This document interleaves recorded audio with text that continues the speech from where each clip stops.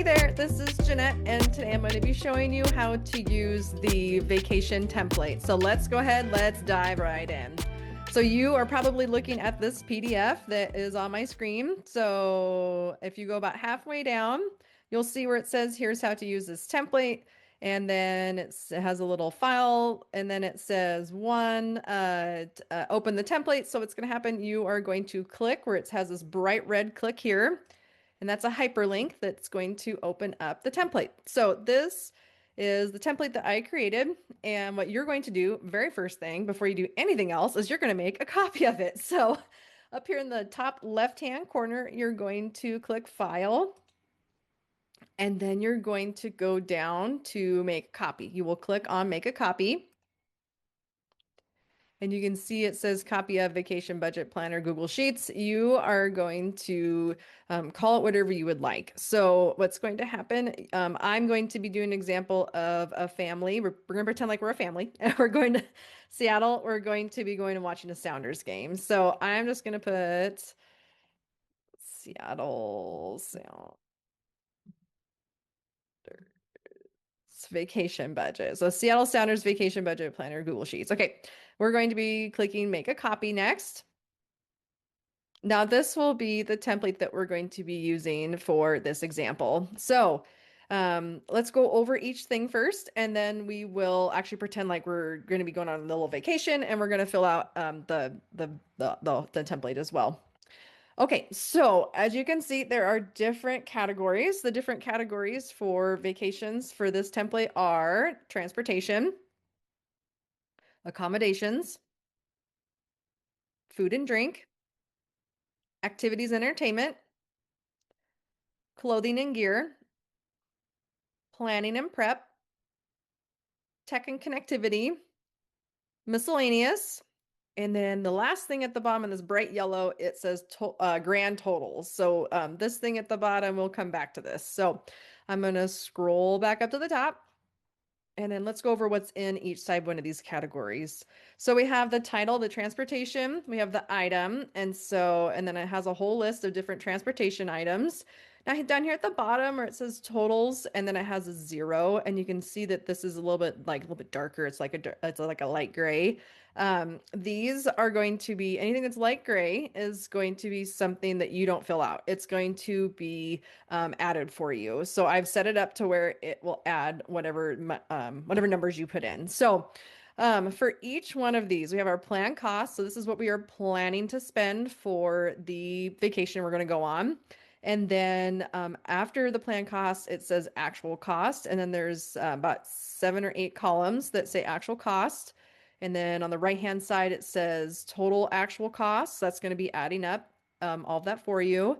And then there's going to be the difference. So planned minus total actual costs. This column's a little different. It's going to be subtracting planned from the actual costs. And then it will either pop up green, red, or black. So green means we still have money to spend. Black means it's 0, that we have zeroed it out. And then red means that we need to kind of move some money around because we don't have enough money to spend for that section. Okay, so now that I've explained that, let's go back here to this column that says plan cost. We are pretending like we are going to be planning for this vacation we're going on with our family. So what's going to happen? We are going to be driving to Seattle. And so we don't need airfare. We don't need to do check bags. But we do need to know how much gas that we're going to need. So I'm going to kind of guess some numbers. So it depends on what kind of car you drive and everything. But I'm just going to say $200 for here and back to Seattle and also driving around. We're not going to rent a car. We don't need car insurance. We don't need tolls. We are going to park a few times though. So I'm going to say at least $100 because parking in Seattle's very expensive. So um, we're going to do that. We're planning to probably do an Uber at one time. So we'll say $100 for that as well, because depending on it's like peak season or peak hours or whatever, it could change. We are going to be riding the tram to the Sounders game. So let's just put $60, and then we don't need the other ones.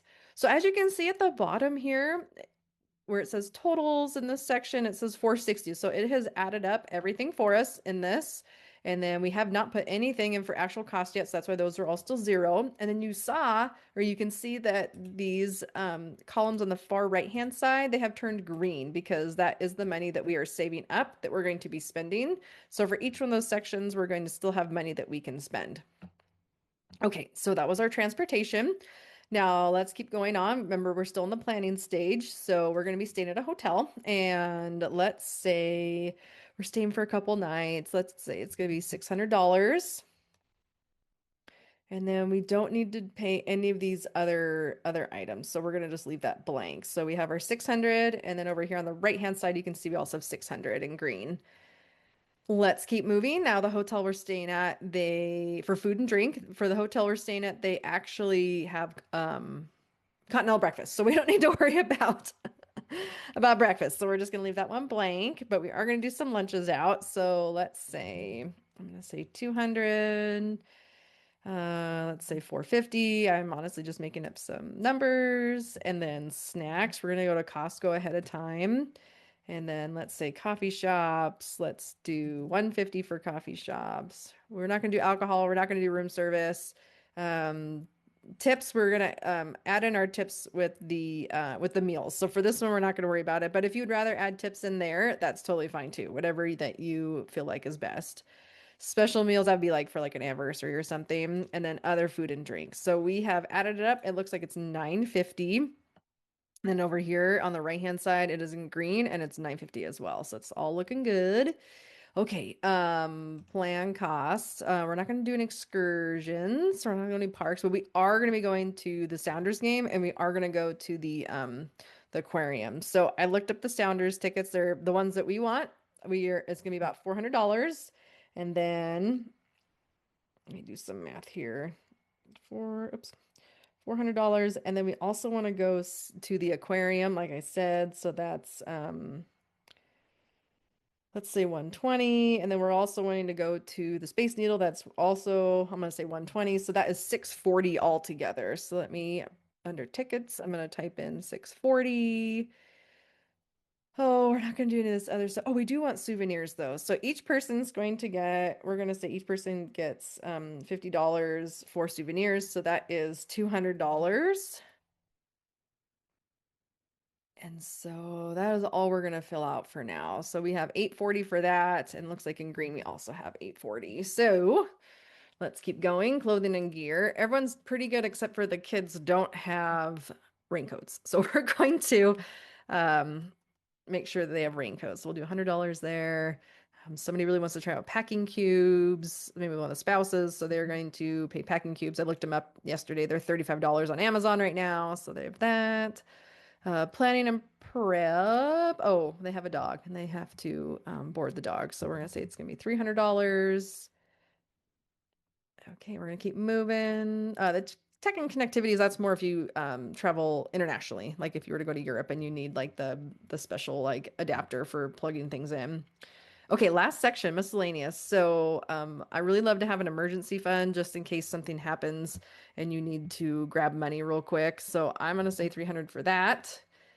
And then some of this other stuff you might use, but I'm actually going to oh, before I get there, tips for hotel staff. Maybe you like to leave some money for the house staff. So you're going to put a tip there. And then other miscellaneous. I love putting money under miscellaneous in general with any of my budgets because it helps to give yourself some wiggle room. So when you're on your vacation, you're doing your thing, you have a chance to grab some money and kind of play with it in your budget so that you have wiggle room and you don't feel so constricted to whatever you decided.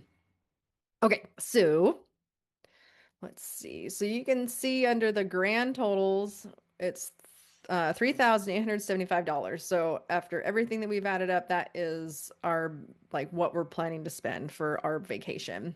So we did a great job with the planning part so far. The way that I would do this, I would figure out the sinking fund next. So what you're going to do, you can see here in the bottom tabs, there's the second tab, it says sinking fund.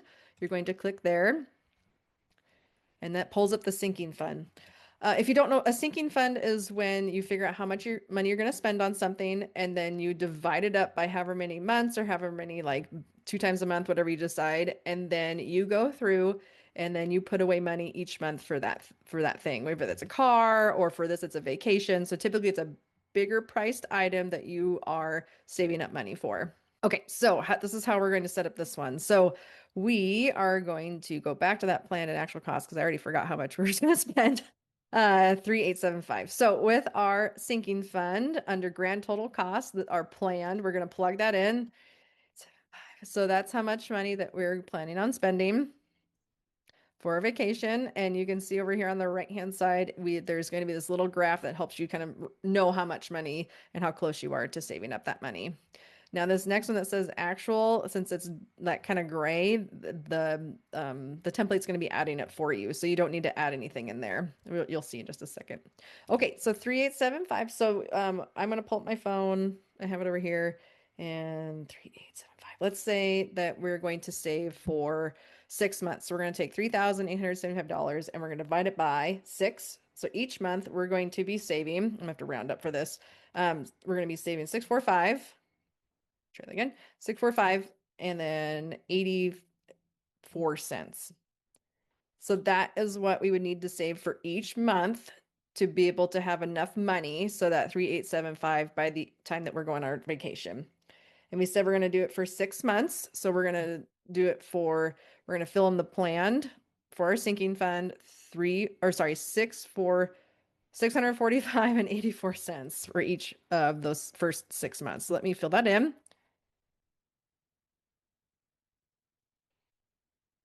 Oops.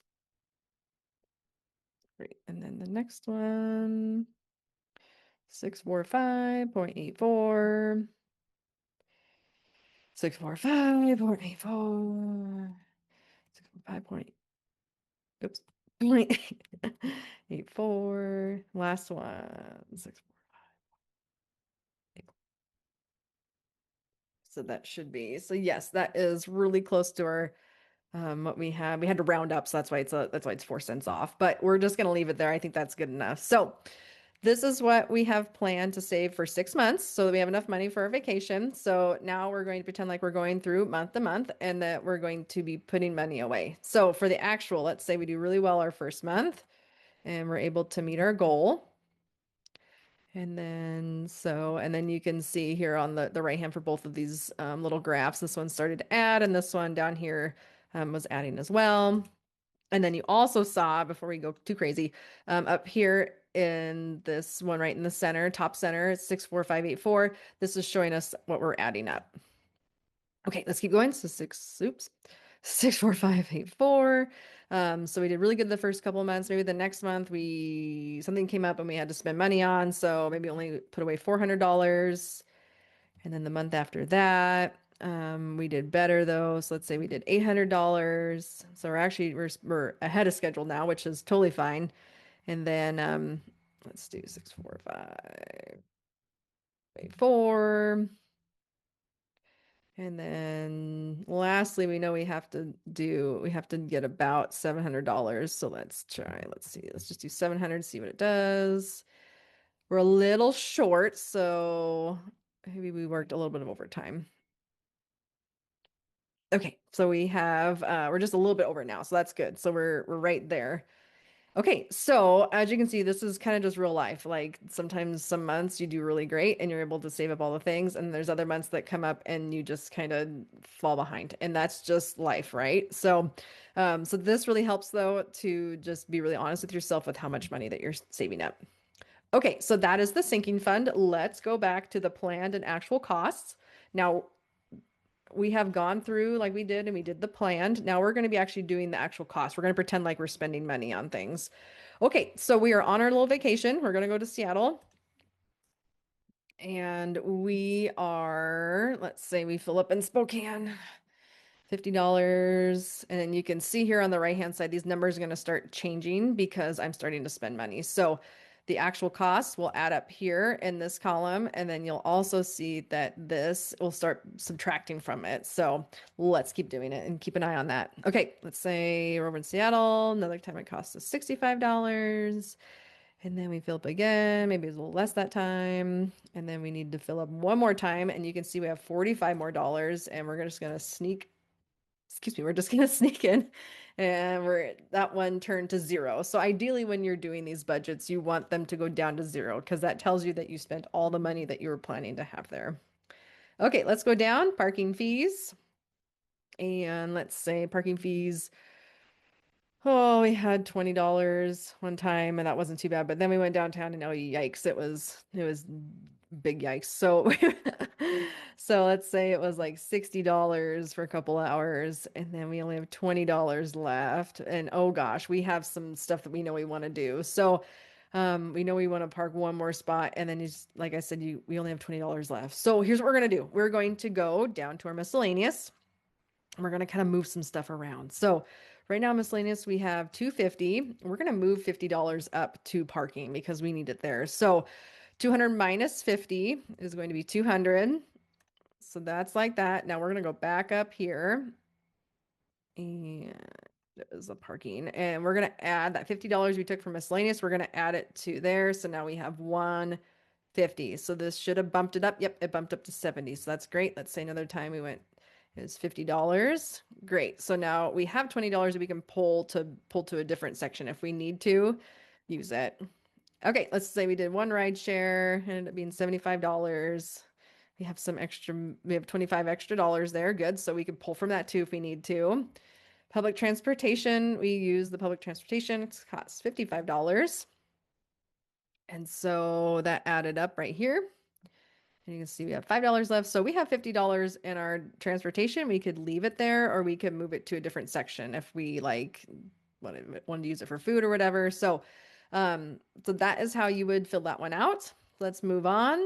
Let's say that we did a really good job with budgeting for that. So just $600 and it's zero. That's great. That's exactly what it should be. Okay, let's go down to lunches. So each day we had lunch, and let's say it was 75, then 80. And we only have 45 left. So we might need to move some money around or we can just keep it there. So just know if you get kind of low, just start moving money around. That's totally okay. We'll just do 45 just to keep it round. Okay. Dinners. Say it cost $100 and then another one was 75 and then another one was 100 and then maybe another one was 100. So you can see over on the right hand side it was taking it away. So let's keep moving. Snacks, we went to Costco, we got all our snacks, but let's say we stopped at the gas station and we saw something really delicious that we wanted. So let's say that we needed to we actually ended up spending $50 there. And maybe for coffee shops, we decided only spend $100.